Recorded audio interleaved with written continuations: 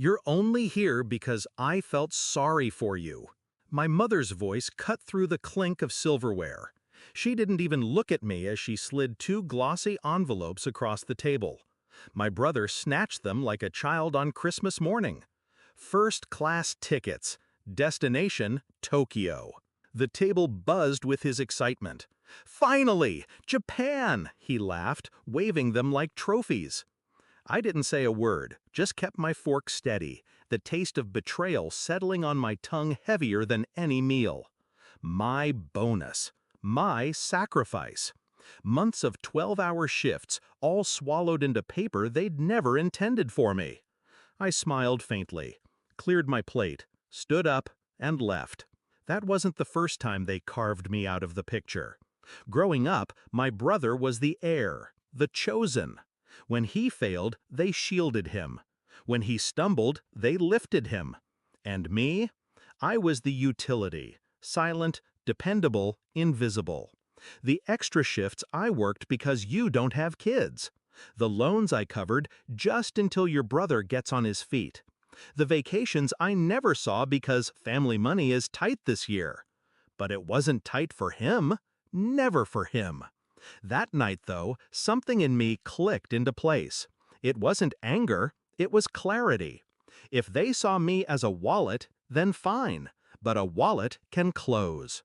The plan formed with surgical precision. Step 1. Reverse the miles transfer.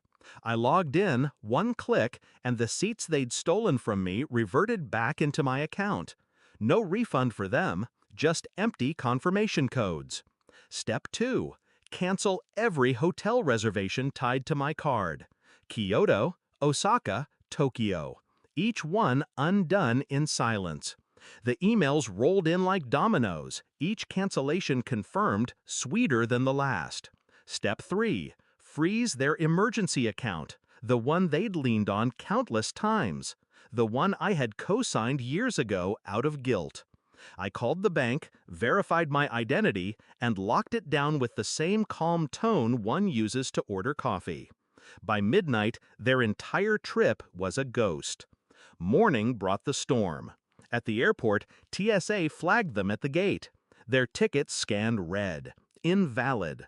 My brother's temper lit first, shouting, demanding answers. My mother, tight-lipped, whispered excuses to the staff. I wasn't there, but I didn't need to be. I could picture it perfectly. Their faces blanching, the eyes of strangers burning into them, the realization dawning that they weren't flying anywhere.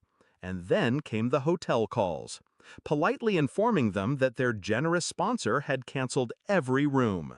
No rebooking, no apologies, just cold efficiency. By noon, their dream trip had evaporated. That's when I delivered the final strike. I called the Kyoto Hotel directly, using the number they had listed for emergencies. My voice was calm, professional. I explained there'd been a financial mishap, and that any charges should be directed back to the cardholder on file, my mother. The manager thanked me, said he understood. I hung up. It wasn't about money. It was about erasing the safety nets, stripping away the entitlement they wrapped themselves in. They didn't call me that day, not even the next. But by day 3, my phone lit up. First, my brother, "What the hell did you do?"